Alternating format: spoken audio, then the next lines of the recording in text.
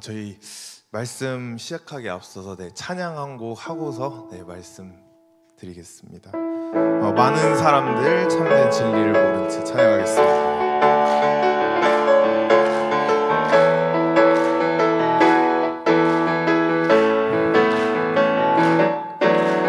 많은 사람들 참된 진리를 모른 채 주님 곁을 떠나갔지만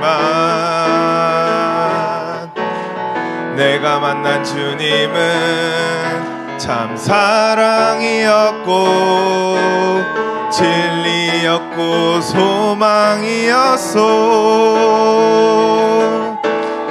난 예수가 좋다오. 난 예수가 좋다오. 주를 사랑한다던 베드로 고백처럼 난 예수를 사랑한다오. 무거운 짐진 자 다 내게로 오라. 내가 너를 쉬게 하리라.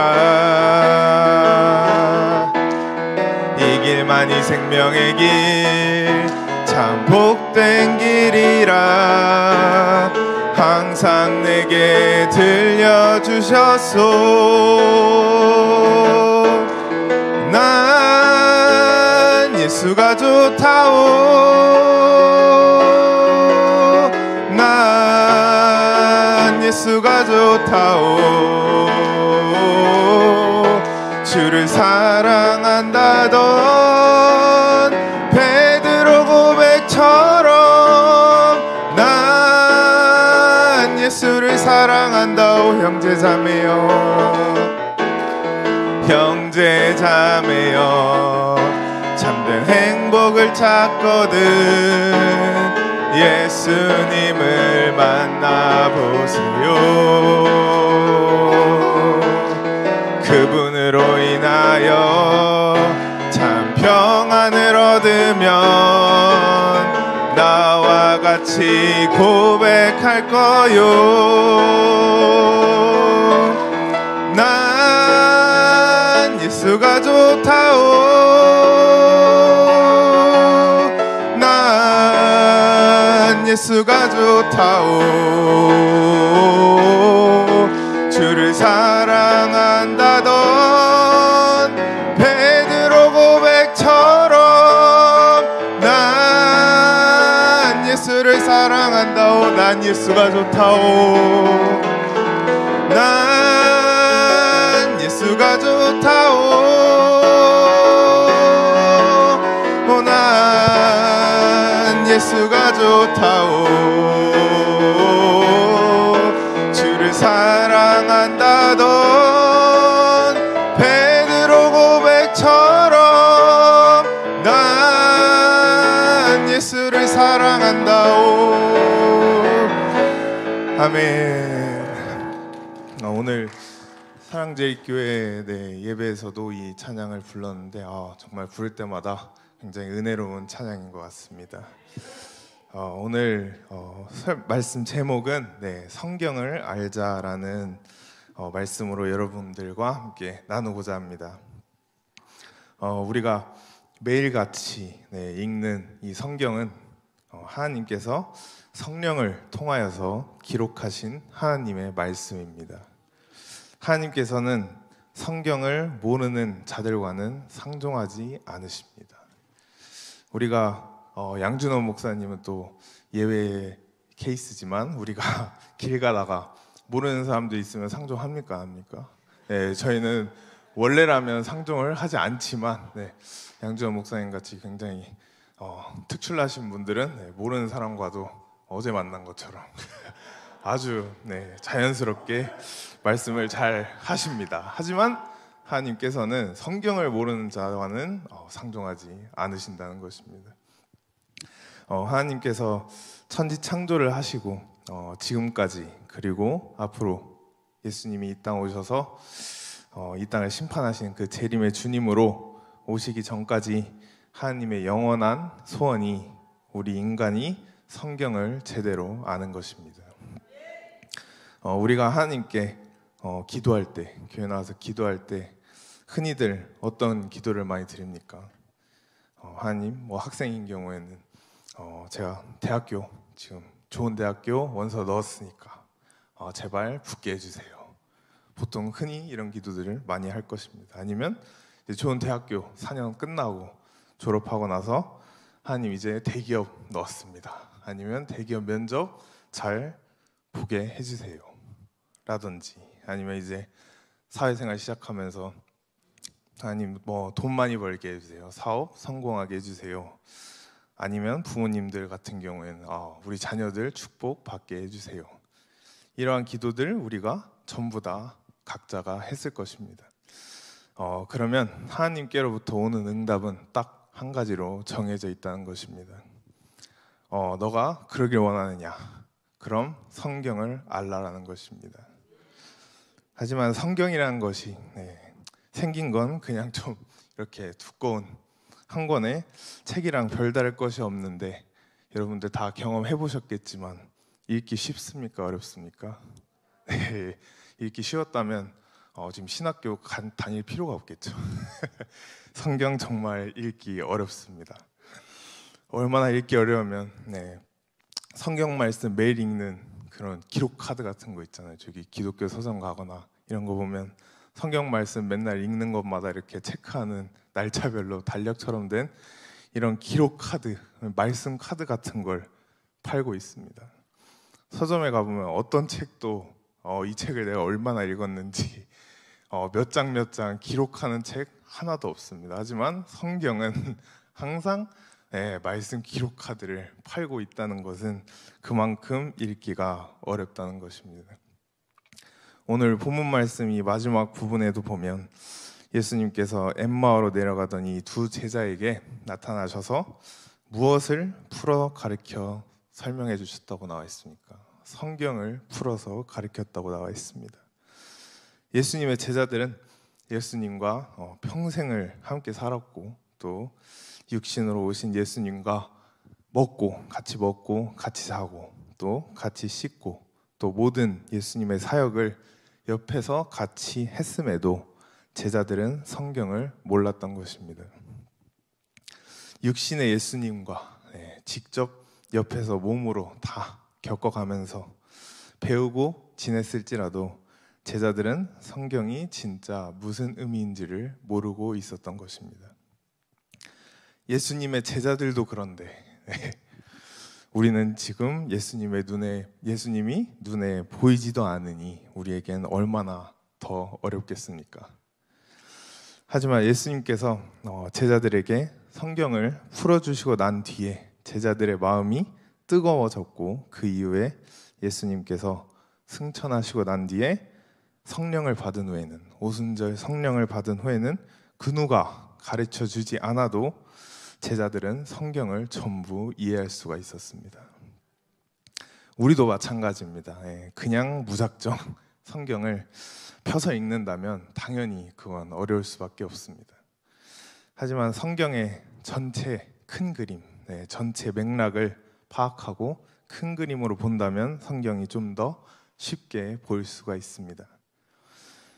역사적으로 볼 때에도 세계 교회사를 볼 때에도 중세교회의 이 천주교 시대 때, 가톨릭 시대 때를 볼 때 일부러 앞에서는 신부님이나 이런 목사님들이 자신들의 어떻게 보면 자리를 밥그릇을 빼앗기지 않으려고 성경을 일부러 아주 어렵게 알아듣지도 못하는 어떻게 보면 자신들도 몰랐을 수도 있는 이런 어려운 언어로다가 그냥 막 설교해버립니다. 그럼 당연히 듣고 있는 사람도 다 졸기 마련이고 관심도 없었습니다.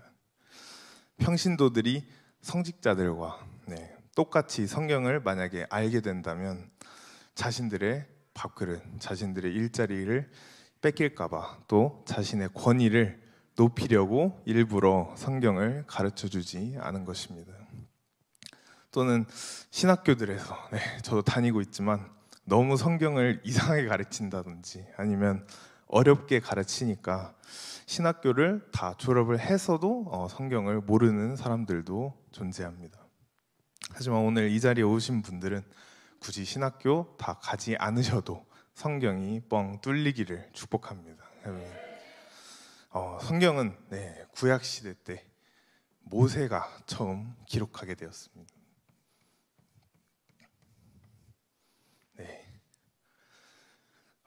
창출 레민신, 창세기, 출애굽기, 레위기, 민수기, 신명기, 이 모세 오경이 나머지 뒤에 나오는 61권들의 모든 성경의 바탕이 되는 성경입니다.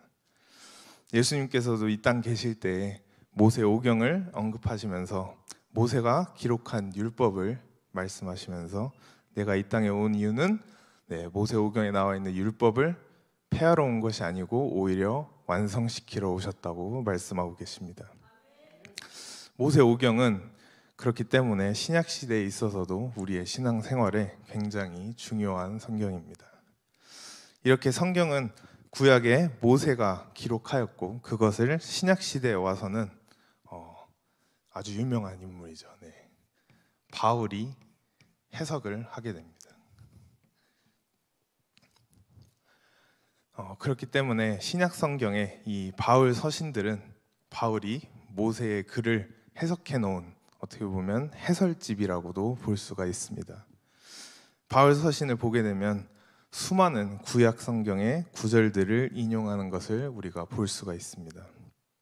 그렇다면 구약의 이 모세는 도대체 어떻게 성경을 쓸 수 있었는가? 하나님께서는 모세를 통하여 이 성경을 기록하시려고 모세를 어디로 부르셨죠? 모세를 시내 산으로 하나님께서 부르시게 됩니다.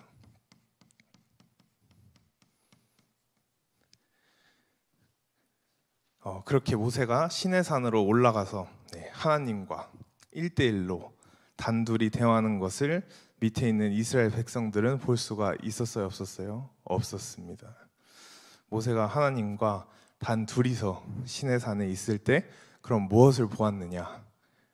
모세는 시내산에서 하늘의 식양이라고 나와 있습니다. 하늘의 식양 또는 모형이라고도 나와 있고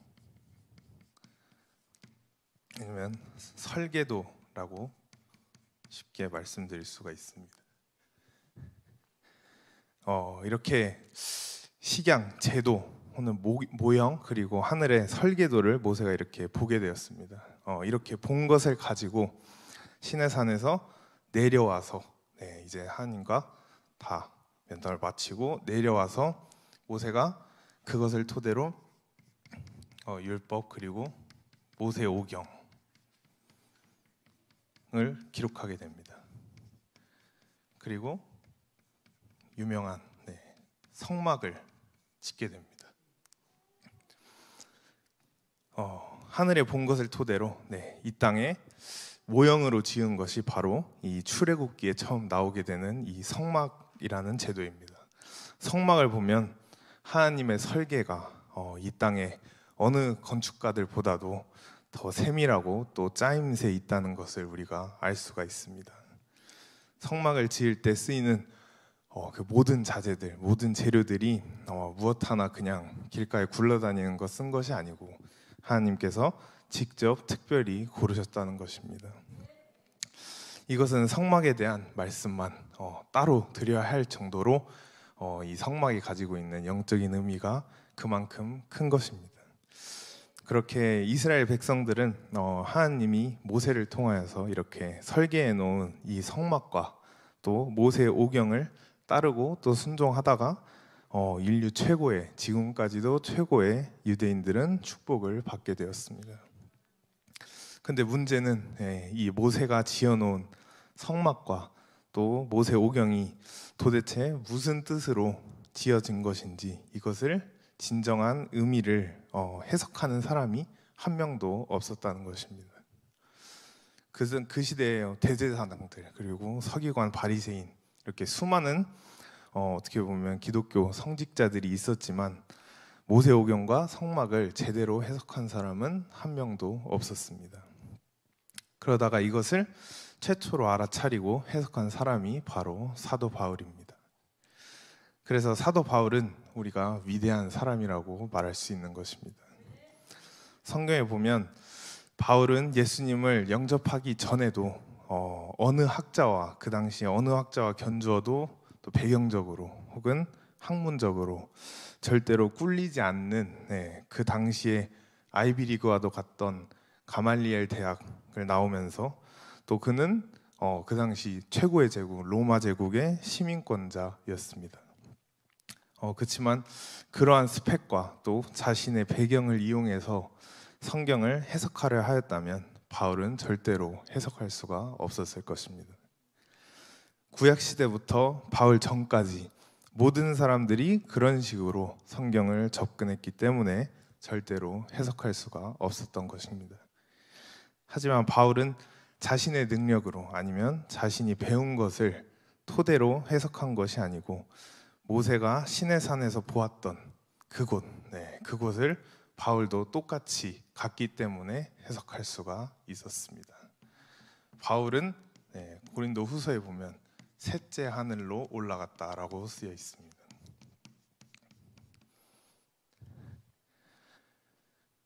모세가 시내산에 올라가서 하늘의 식양 또는 하늘의 설계도를 보았던 것처럼 바울도 고린도 후서에 셋째 하늘로 올라간 것입니다.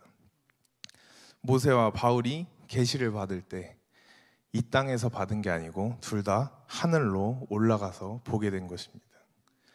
그렇기 때문에 이 땅에서만 성경을 가지고 우리가 아무리 연구하고 토론하고 백날 싸우고 해석을 하려 해도 노력했던 다른 사람들은 절대로 해석하지 못하게 된 것입니다.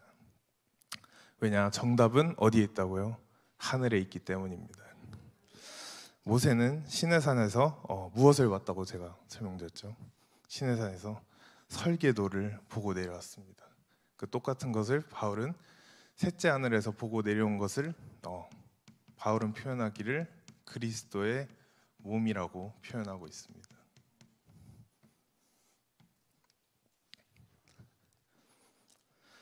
오늘 이 자리에 계신 여러분들에게도 이 모세와 바울이 봤던 하늘의 설계도가 보이시기를 축복합니다. 이것을 본 자만이 성경이 무엇인지를 알 수가 있게 되는 것입니다. 셋째 하늘에서 본 것을 바울도 또 올라갔으면 내려와야죠. 본 것을 가지고 내려와서 바울도 똑같이 모세와 성경을 기록하게 됩니다. 그렇게 해서 기록한 것이 로마서부터 히브리까지 13권의 바울 서신입니다. 그리고 그것을 토대로 바울이 이 땅에 만들어낸 것이 교회론입니다.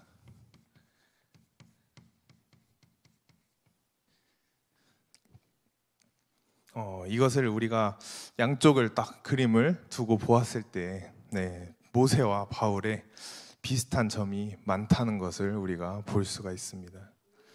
둘 다 어디서 뭘 보게 되었죠? 하늘로 올라가서 무엇을 보게 되었고, 둘 다 그렇게 그냥 하늘로 올라가서 보고 꿈꾸고 끝난 것이 아니고 이 땅에 내려와서 보고 난 뒤에는 본 것을 토대로 둘 다 성경을 기록하였고 또 그 성경을 토대로 이 땅에 실질적인 물질적인 것을 만들어냈다는 것입니다. 이것을 통해 우리가 무엇을 알 수 있느냐? 하늘에 올라가서 또 하늘에서 무엇을 본 사람들은 이 땅에서 무조건 행동을 하게 돼 있다는 것입니다. 그렇기 때문에 성경을 읽어도 아무리 읽어도 아무 행동 없이 그냥 평상시랑 똑같이 살아가는 사람들은 왜 그럴까요? 아직 하늘에 있는 것을 보지 못했기 때문입니다. 하나님께서는 이것을 모세와 바울에게만 보여주신 것이 아니라 시대마다 하나님께서 세우신 사람들을 통해서 보여주십니다. 오늘 저와 여러분들에게도 보여주십니다. 무엇으로? 오직 성령으로 볼 수 있습니다. 성령이 아니고서는 절대로 우리가 하늘의 것을 알 수가 없습니다. 모세 이전에 창세기에 누가 나오죠? 제일 첫 인물 아브라함에게 보여주실 때는 아브라함은 이것을 히브리서에 보면 여기 적혔습니다. 아브라함은 이것을 성과 같다고 말하고 있고, 이것을 보고 내려와서 아브라함은 살렘성을 짓게 됩니다. 이 성을 하나님께서 이제 아브라함에게 보여주시고, 아브라함은 그것을 보고 내려와서 모세와 바울과 똑같은 행동을 하게 되는 것입니다. 이 땅에 자기가 본 것을 재현하려고 하는 행동입니다. 하늘의 것을 보았으면 이 땅에서는 무엇을 한다고요? 행동을 하게 되어 있습니다. 아브라함에는 그래서 하늘에서 본 것을 토대로 이 땅에 내려와서 지은 것이 아브라함 시대의 살렘 성이 되겠습니다.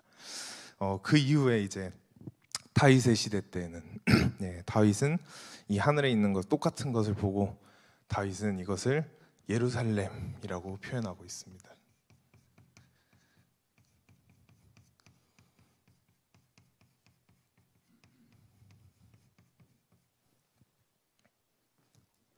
그렇기 때문에 다윗도 하늘에 있는 것을 보고 이 땅에 내려와서 만든 것이 지금 이 시대에 있는 저 예루살렘입니다.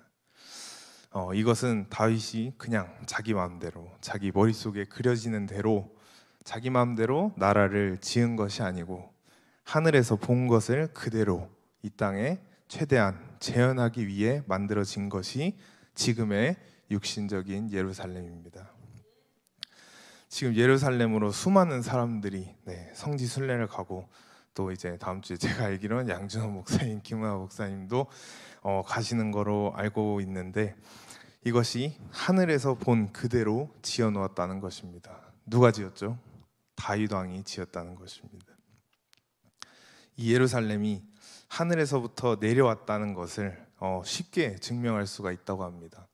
과거에 요즘 구글, 이게 과학이 너무 발전해 있다 보니까 구글 맵에 들어가가지고 이스라엘 이렇게, 그리고 모세가 지었던 성막을 쭉 주민이랑 줌아웃해서 땡겨 본다면 이 지금의 예루살렘의 모습과 굉장히 비슷한 점이 많다고 합니다. 모세와 다윗은 모세는 성막을 지었고 다윗은 예루살렘을 완성했는데, 이 둘은 같은 세대도 아니고 수백 년 차이가 나는 선후배 사이인데도 어떻게 두 명이 이렇게 비슷하게 지을 수 있었을까요? 하늘에서 본 것이 똑같기 때문입니다. 똑같은 현상을 보고 본 사람들마다 조금씩 성경은 다르게 표현하고 있을 뿐입니다. 이러한 계시들을 그리고 이제 완성한 것이 바로 사도 요한의 요한계시록에 나오는 새 예루살렘입니다.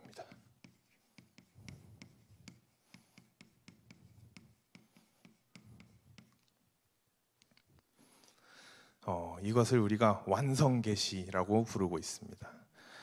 이게 왜 완성계시냐? 성경의 제일 마지막이 무슨 권으로 되어 있습니까? 요한계시록으로 되어 있습니다. 요한계시록을 사도 요한이 썼고, 또 계시록 안에는 어떤 성경보다도 자세하게 종말에 대한 또는 이런 특정한 계시가 뚜렷하게 나와 있기 때문에 우리는 사도 요한의 계시를 완성계시라고 부르게 됩니다. 사도 요한은 하늘에 있는 것을 가리켜 새 예루살렘이라고 표현하고 있고, 이것이 하늘에 있다가 아직 이루어지진 않았지만 예수님 재림하실 때 이 땅으로 내려온다는 것입니다. 이것을 가지고 솔직히 자유주의 신학자들, 물론 제가 저희 학교를 막 뭐라 하는 건 아니지만 자유주의 신학자들, 그리고 또 특정 교수님들은 뭐라고 말하고 있냐면, 우리가 이 세상 살아가면서, 또 올해는 더 심하다고 저도 뉴스랑 기사를 봤는데, 환경 그리고 이 기후변화에 있어서 우리가 힘써야 한다라는 말을 저도 되게 궁금했어요. 지금 첫 학기 다니고 있는데 제가 듣는 교수님들은 수업 시간에 뭐만 하면 환경 변화에 힘써야 된다, 교회가 기후 변화에 앞장서야 된다, 이런 말을 계속 하세요. 근데 물론 틀린 말 아닙니다. 저희 살아가면서 당연히 날씨 중요하고 또 환경 중요합니다. 그리고 우리의 미래에 그런 자녀들을 위해서도 당연히 중요한 것은 사실이지만, 그들이 주장하는 이런 자유주의 신학을 바탕으로 주장하는 그러한 그 신학은 뭐냐면 분명히 요한계시록에 또 성경에 말하고 있습니다. 종말 때 그리고 말세가 되면 새 예루살렘이 임할 때에 새 하늘과 새 땅이 이 땅에 나타나게 된다고 분명하게 우리에게 말해주고 있는데 이런 자유주의 바탕으로 말하시는 분들은 제가 궁금해서 김철원 교수님에게 직접 가서 또 물어보고 했는데 대답을 들은 게 이들은 이 세상을 우리가 이렇게 교회가 앞장서고 이렇게 기후변화에 힘쓰고 환경을 생각하고 해야 하는 이유가 이 세상이 예수님 오시면 그대로 그냥 새 예루살렘이 된다는 거예요. 예, 파라다이스가 이 세상 자체가 그냥 파라다이스, 모두가 행복한 그런 세상이 된다는 그런 마인드에서 시작된 그런 사상이라고 합니다. 근데 여러분들 이렇기 때문에 우리가 성경과 신학을 제대로 알아야만 합니다. 성경에는 분명히 기록하고 있습니다. 새 하늘과 새 땅이 온다고 기록하고 있습니다. 그래서 우리도 당연히 살아가면서 환경과 기후변화 이런 거 중요하고 우리를 위해서 당연히 노력해야 하는 것은 맞지만 이것이 나중에 막 새 예루살렘이 된다든지 이곳이 막 파라다이스가 된다든지 이런 생각은 버리시길 축복합니다. 분명히 새 하늘과 새 땅이 이 땅에 다시 오게 되는 것입니다. 여러분들은 혼자 성경 읽으면 얼마나 어렵고 또 무슨 뜻인지 모르겠고 하시겠지만 앞에 이렇게 정광 목사님도 그렇고 이렇게 그림으로 그냥 크게 이렇게 성경의 큰 흐름들을 보여주시면 정말 이해하기가 훨씬 수월할 거라 생각됩니다. 창세기부터 계시록까지 한 장 한 장 읽는 게 쉽습니까? 앞에 그림으로 한 번에 보는 게 쉽습니까? 그림으로 한 번에 보는 게 훨씬 쉽습니다. 그렇다고 이제 칠판에 적힌 그림 봤으니까 성경 안 읽어도 된다 이렇게 생각하시는 분 있으시면 안 됩니다. 성경은 항상 읽으시되 이 큰 그림을 항상 마음에 새기고 읽으시라는 것입니다. 그래서 다시 한번 정리해 보겠습니다. 모세와 바울 그리고 수많은 하나님의 사람들이 하늘에서 무엇을 봤다고요? 설계도. 이게 제일 중요한 단어입니다.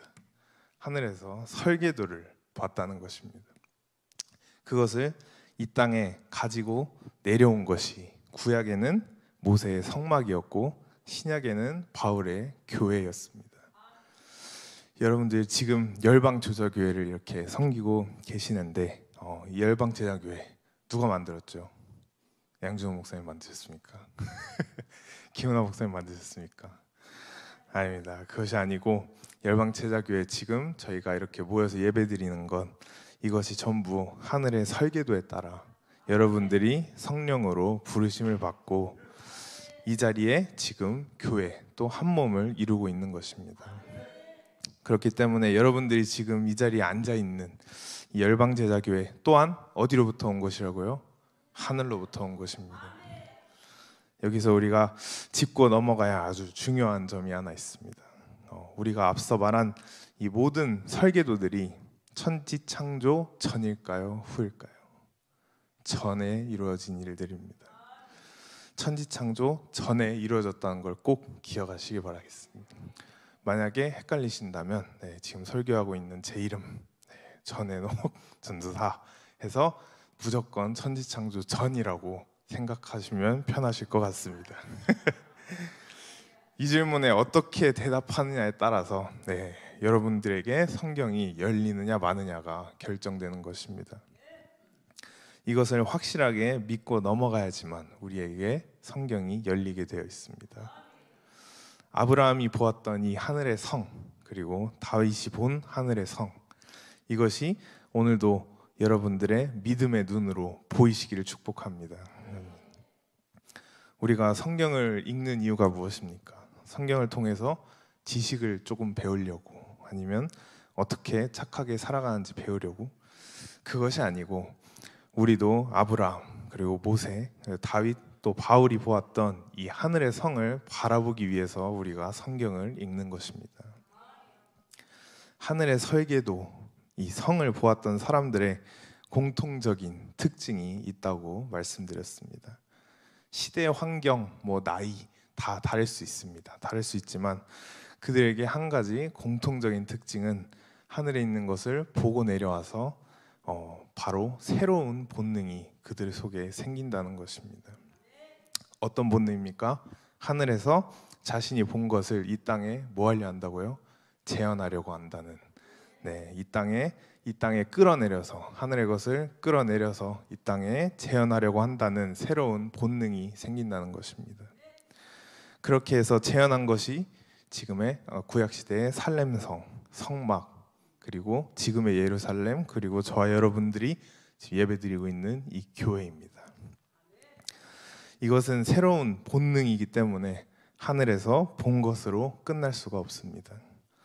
본능은 내가 생각하거나 막 의지적으로 이렇게 컨트롤하는 것이 아니고 자동적으로 튀어나오는 것이 인간의 본능입니다. 인간의 본능 중에 막 새로운 것들, 새로운 소식들, 이런 것들을 궁금해하는 본능도 인간의 본능 중에 하나인 것 같습니다. 재밌는 얘기로 지금은 지금 이 자리에는 없네요. 이따가 축구할 때 맞춰서 올렸는지 모르겠지만 열방제자 교회도 보면 제가 가만히 보면 특히 이 나땡땡 형제, 나이원 형제, 나이원 형제는 이 남의 연애 소식, 남의 러브 스토리 듣기만 하면 그것을 다른 사람에게 감출 수 없는 그러한 본능이 그 속에 있는 것을 제가 계속 느끼고 있습니다. 조금만 새로운 연애 소식, 막 자기에게 이제 관심 있는 소식 들리기만 하면 바로 저한테 평소에 전화도 하지도 않으면서 갑자기 그냥 학교에 있을 때도 전화 오고 막 집에 누워 있을 때도 전화 오는데 갑자기 저한테 전화 와가지고 애녹 전사님 빅뉴스입니다 이러면서 빅뉴스입니다 이러면서.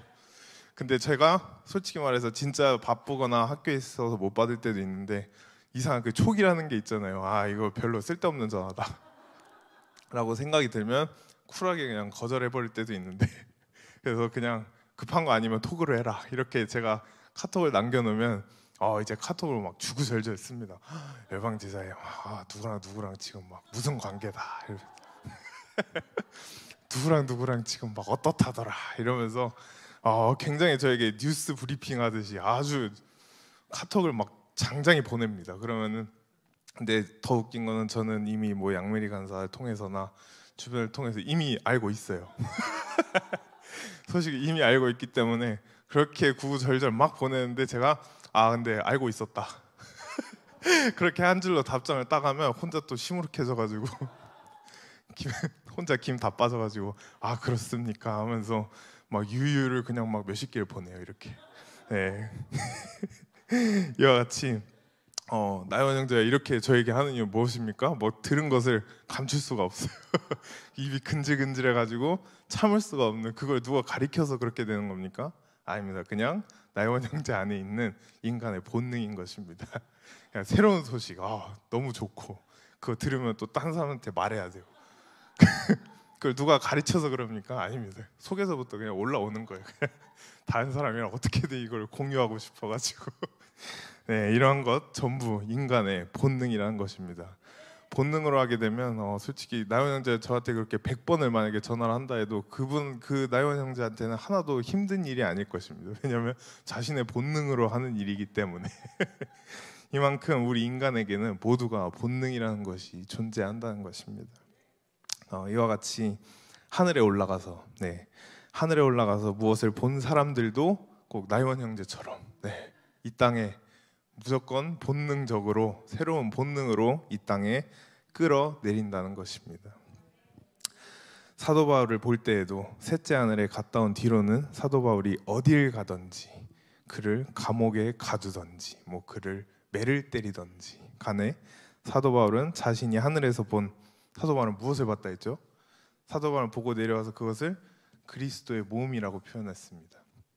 그리스도의 몸은 결국 지금 저와 여러분들이 다니고 있는 이 교회를 뜻하고 있는데 사도 바울은 자신의 새로운 본능을 이 그리스도의 몸, 이 교회에 걸어둔 것입니다.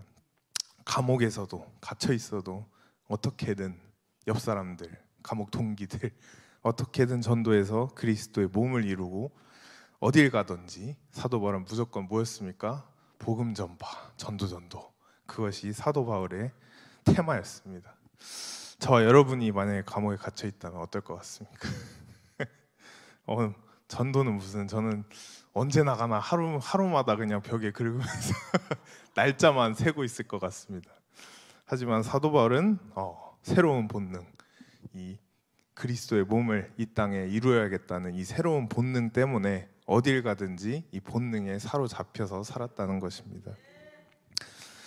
이와 같이 어딜 가든지 자신이 본 것을 장소, 시기, 또 환경과 상관없이 하늘의 것을 재현하려고 하게 되어 있습니다. 이 시대에 제일 앞장서서 이 하늘에서 자신이 본 것을 재현하려고 하시는 분이 제 개인적인 생각일 수도 있습니다만 저는 정광훈 목사님이라고 생각합니다. 정광훈 목사님은 어딜 가시든지, 뭐 미국을 가든지 하와이를 가든지 항상 뭐라고 말씀하십니까? 예수 한국 뭐죠? 복음 통일을 외치십니다. 이것은 누가 가르친다고, 누가 이렇게 말하라고 시킨 것이 아니라 위에서 정광훈 목사님이 본 것을 재현하려고 하시는 새로운 본능인 것입니다. 제가 육신의 아버지여서, 저희 아버지여서 그러는 것이 아니라 한국 기독교인들의 꿈에도 소원이 무엇입니까? 결국은 통일입니다. 아직까지 분단의 아픔을 겪고 있는 나라는 우리나라밖에 없습니다. 통일만 된다면 정말 대한민국은 세계적으로 정말 G2 국가, 훨씬 더 지금보다도 강대국이 될 수가 있기 때문에 그것을 싫어하는 대한민국 국민 누가 있겠습니까? 하지만 어떻게 통일하는지가, 그 방법이 너무나도 중요한 것입니다. 북한식으로, 저런 좌파식으로 통일되면 됩니까? 안 됩니까? 절대로 안 됩니다. 또는 저희 교수님도 이러한 사상을 갖고 있어서 저도 되게 놀라긴 했는데, 통일이 되더라도 교수님도 솔직히 답이 없어요. 물어보면 정답 모릅니다. 근데 그냥 자기가 갖고 있는 그냥 사상, 신념 이런 것만 가지고 있지 정답 없습니다. 그래서 막 통일에 대한 질문 어떤 학생이 한 적도 있고, 가만히 들어보면은 그냥 통일은 당연히 돼야는 한다. 하지만 자기도 방법은 모른다. 이렇게 말하면서, 당연히 모르겠죠. 신학교니까. 근데 이렇게 말하면서 근데 한국가로 일단은 되고 그냥 체제는 그냥 두 개로 가도 되지 않을까, 이런 식으로 학생에게 답변을 제 교수님이 하는 것을 제가 듣고 이게 정말 지금 이 시대의 현실이구나 라는 것을 느꼈습니다. 여러분, 한국가 두 체제, 한국가 안에, 대한민국 안에 공산주의와 자유민주주의 존재할 수 있습니까? 없습니까?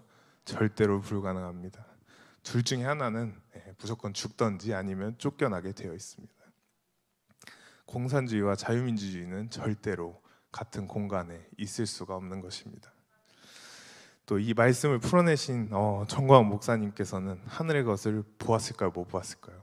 분명히 보셨습니다.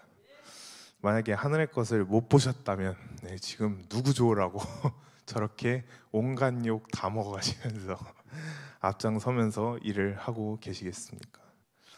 정광훈 목사님 향해서 부흥사면 그냥 부흥에만 열심히 하고 전도만 하면 되지, 왜 한 개 목사가 잘 가고 있는 세상 시끄러워지게 떠들썩하게, 안 그래도 지금 요즘 기독교를 뭐라고 합니까? 개독교라고.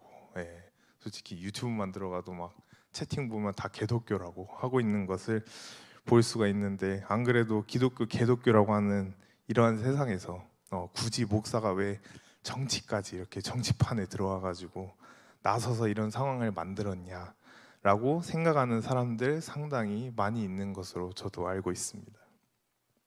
세상 사람들뿐만 아니고 교회 다니는 기독교인들 또한 그렇게 생각하는 사람들이 많습니다. 솔직히 제가 양민희 간사와 결혼하기 전에는 지금 이 자리에 계신 분들도 몇몇 그렇게 생각하셨을 거라고 생각도 하고 있습니다. 하지만 여러분, 그것은 신학과 성경을 잘 몰라서 하는 소리입니다.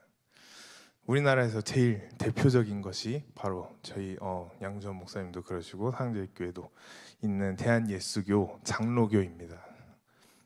우리는 전부 장로교단에 속해 있습니다. 이 장로교는 유럽의 개혁교회 운동에서 어떻게 보면 파생되어서 나온 것이고, 장로교의 아버지는 결국엔 정원 목사님도 그렇고 양준 목사님도 많이 언급하셨던 존 칼빈이라는 사람입니다.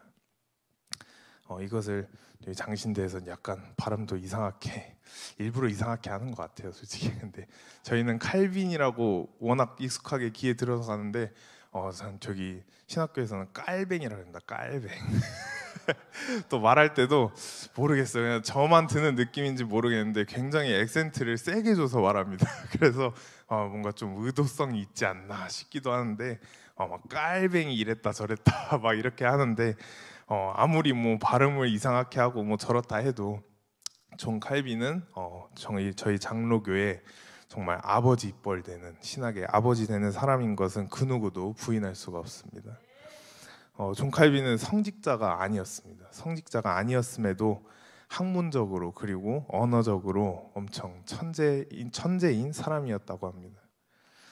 그러한 존 칼빈은 유명한 책이죠. 정말 기독교 강요라는 책을 출판하게 되고 그 어떤 신학자들이나 성직자들도 그 기독교 강요에 대해서 비판하는 사람은 한 명도 없었습니다. 장로교, 침례교, 이러한 각 교파들이 결국엔 이 존 칼빈의 신학으로부터 파생되어 나온 교리와 교단들입니다. 칼빈은 교회와 국가와의 관계를 두 가지로 기독교 강요에서 설명하고 있습니다. 하나는 아무리 세속적이고 아무리 악한 이런 세상의 통치자라고 할지라도 그 사람은 그래도 하나님께서 결국은 세우신 거기 때문에 우리는 그 사람에게, 기독교인들은 순종하는 것이 마땅하다라는 것이 기독교 강요의 첫 번째 맥락입니다. 하지만 이것을 알고 끝나버리면 문제가 많습니다. 하지만 그렇기 때문에 두 번째 파트가 존재합니다. 두 번째 파트에는 그 악한 통치자에게, 그 세속적인 통치자에게 순종은 하되입니다. 하되 만약 그 악한 통치자가 하나님을 멸시하거나 아니면 기독교와 반대되는 이런 반복음적인 행동을 요구하거나 실현하려 한다면 그것에는 순종이 아니고 저항하여야 한다라고 쓰여 있습니다. 이것에 근거하여서 존 칼빈은 제네바에서 교회는 그냥 교회 안에서만이 아니라 정치, 사회, 문화, 경제, 예술 모든 분야에 있어서 영향력을 끼쳐야 한다라고 주장을 했고, 또 그것을 바탕으로 결국엔 제네바의 시장까지 하게 되었습니다. 이것을 볼 때 지금 정광훈 목사님께서 하고 계시는 일이 어떤 사람들에게 목사가 너무 정치적인 성향이 강하다, 너무 과하다, 왜 정치를 하냐 이렇게 말하시는 분들은 다시 한번 존 칼빈의 기독교 강요를 찾아보시길 바랍니다. 문재인 정권 때 솔직히 말하면 교회를 탄압하고 또 교회의 힘을 없애려고 하는 것이 정말 누가 봐도 너무 뻔하게 드러났기 때문에 이것은 존 칼빈 기독교 강요에 의하면 저항하는 것이 마땅한 일이었습니다. 또한 이것을 가리켜 완전 핫한 단어이죠. 정교 분리의 원칙에 어긋나다라고 말하는 사람들 또한 있습니다. 하지만 여러분, 정교 분리의 원칙에 우리는 배경을 정확하게 알고 있어야 합니다. 우리는 어떤 나라로부터 처음에 우리나라가 복음을 받았습니까? 미국 선교사님으로부터 우리나라에 처음 복음이 이 땅에 들어왔습니다. 그렇기 때문에 우리에게 어떻게 보면 신앙적인 선배, 또 신앙적인 아버지는 미국이라는 나라입니다. 미국은 건국될 때부터 어떻게 보면 이 영국에서 쫓겨나온, 영국에서 탈출한 청교도의 신앙을 가지고 있었기 때문에 미국의 3대 대통령 누구죠? 토마스 제퍼슨입니다. 미국의 3대 대통령 토마스 제퍼슨이 정권을 가지고 있었을 때 가만히 보니까 지금이야 물론 우리나라가 완전 기독교 나라고 모두가 신앙이 좋고 하지만 언젠가는 저런 문재인과 같은 악한 통치자가 분명히 나올 것이라는 것을 이 토마스 제퍼슨이 지도자이기 때문에, 지도자는 항상 앞을 내다보는 것이 지도자입니다. 그렇기 때문에 이런 악한 통치자들이 나오면 분명히 교회를 탄압할 것이다 라는 것을 미리 염두에 두고 이것을 법으로 막은 것이 정교 분리의 원칙의 시작입니다. 세상은 교회를 향해서 관섭하지 못한다라고 탁 법으로 박아버린 것이 정교 분리의 원칙입니다. 이렇게 말하면 실제로 어떤 사람들은 이건 실제로 있었던 질문입니다. 네, 양메리 간사가 저한테도 알려주었던 질문인데 어떤 사람들은 교회가 이렇게 정치적인 색깔 내고 정치적으로 이렇게 참여하게 된다면 개인적으로나 또 집단적으로 이득을 챙기는 일이 벌어지고 막 그것이 또 이제 부패가 오게 된다라고 이렇게 질문을 혹은 비판을 하는 사람들이 있다고 합니다. 근데 이것에 대해 한 가지 말씀드리자면 정치에 참여하면 뭐 이득이 당연히 생길 수는 있습니다. 하지만 그 이득은 교회가 정치를 참여하든지 안 하든지 간에 누군가는 분명히 챙겨야 할 이득입니다. 문재인 정권 때 또 좌파 수많은 단체들에게 우리가 알게 모르게 솔직히 기사도 나오지도 않았고 알게 모르게 얼마나 많은 도움을 주고 얼마나 많은 좌파 단체들에게 금전적인 이득을 쥐어준 줄을 우리가 알아야 합니다. 정치를 누가 잡고 있느냐에 따라 나라의 운명이 걸려있게 되는 것인데 교회는 이득을 챙기면 안 된다. 교회는 이득을 챙겨서는 안 된다. 이러한 청빈적인 마인드, 이것은 중세교회의 수도원 마인드입니다. 이러한 마인드로 이 세상을 살아간다면 교회는 한없이 그냥 맨날 힘없고 맨날 돈 없고 근데 세상 사람들만 맨날 돈 있고 부유하고 권력 있는 이러한 사회에서 그럼 도대체 어떻게 교회가 힘을 쓰고 어떻게 하나님 나라를 이 땅에 이루라는 것입니까? 열왕기서 또 역대기서를 보았을 때도 세속적인 이런 악한 왕들이 쭉 나열되어 있는 것을 볼 수가 있는데 그러한 왕들이 왕으로 있을 때는 이스라엘 온 백성들이 같이 고통받고 또 같이 고난에 시달리는 일들이 벌어지게 됩니다. 그들은 그 시대에 선지자가 와서 옆에서 아무리 책망과 교훈의 말씀을 던지더라도 그들을 오히려 무시하거나 아니면 그 선지자들을 핍박하였습니다. 하지만 그들 열왕기서 좀 앞서대 하지만 다윗 왕이 다스리고 있던 시절에는 다윗은 비록 예루살렘의 왕이었지만 선지자의 말에 순종하고 또 선지자의 책망을 받아들이고 하나님의 말씀 안에 살았기 때문에 지금까지도 이스라엘이 여태까지 제일 잘 살았고 그런 번영을 누리던 시기는 다윗 왕의 시대라고 말하고 있습니다. 미국의 역사도 보면 수많은 정치인들이 과거로부터 목사님들의 지도를 받으면서 자라왔습니다.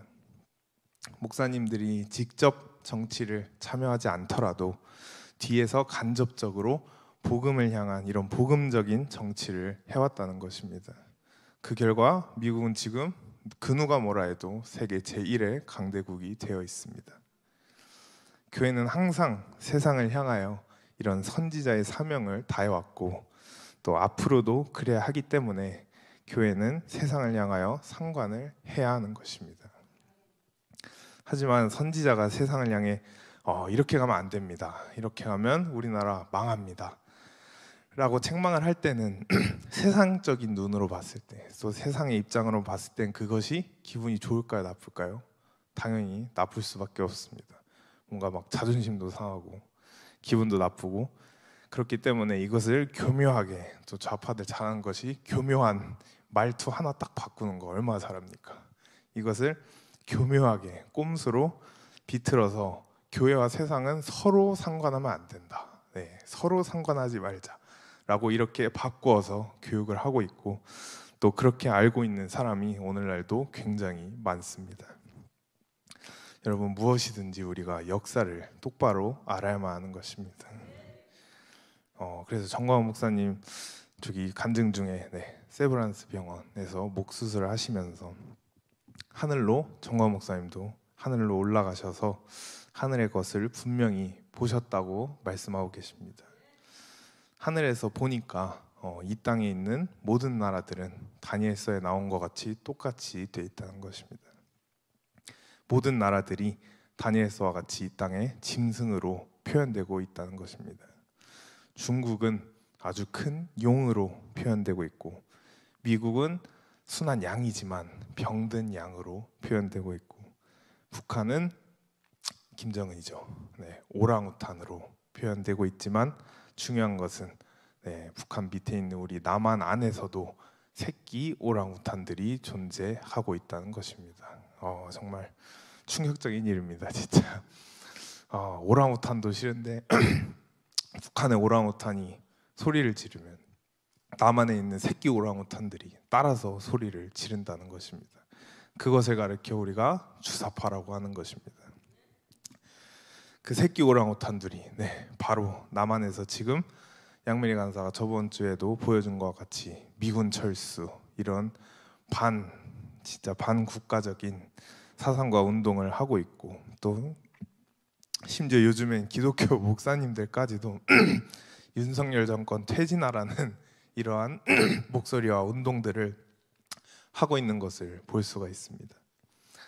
이렇게 모든 나라들이 짐승으로 되어 있지만 딱 한 나라, 우리 대한민국만 빛으로 되어 있는 나라로 보이고 있다고 합니다.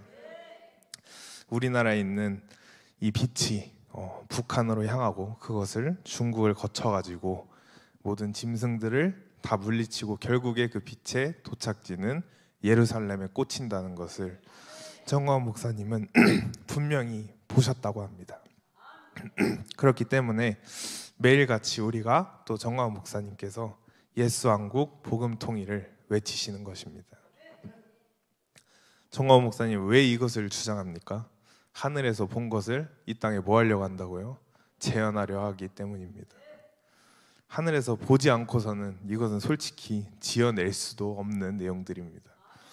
만약에 정광훈 목사님이 이것을 그냥 머리로 지어낼 수 있는 내용이라면 목사직 사퇴하시고 은퇴하고 작가로 하셔도 충분히 성공하실 만큼 말도 안 되는 스토리입니다. 이것은 지어낼 수가 없다는 말입니다.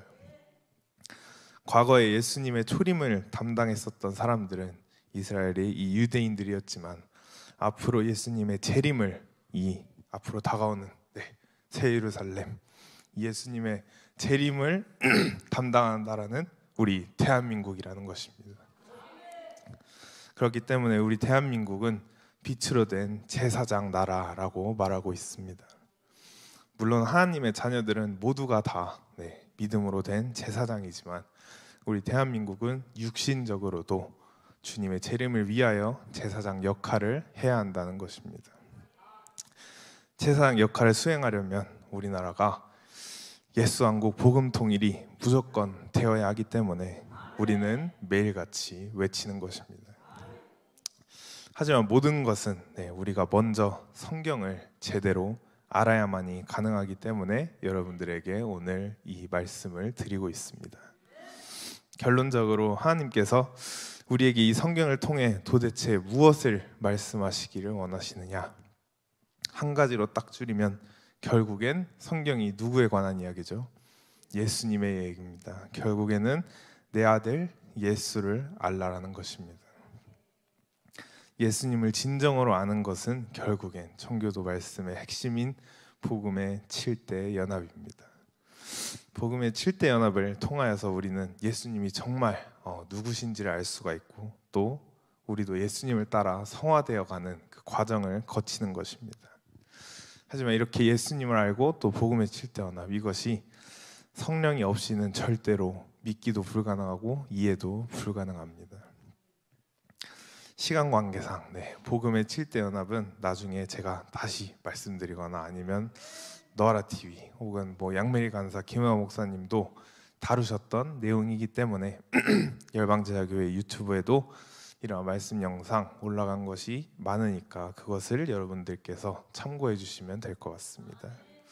앞으로 신앙생활 하시면서 성경도 열심히 읽으시고 오늘 앞에 그려진 이 그림을 생각하시면서 모세와 바울 그리고 정광훈 목사님과 같이 하늘의 것을 바라보시는 여러분들 되시고 그것을 이 땅에 끌어내리는 이러한 새로운 본능을 가지시는 여러분들 되시기를 축복합니다.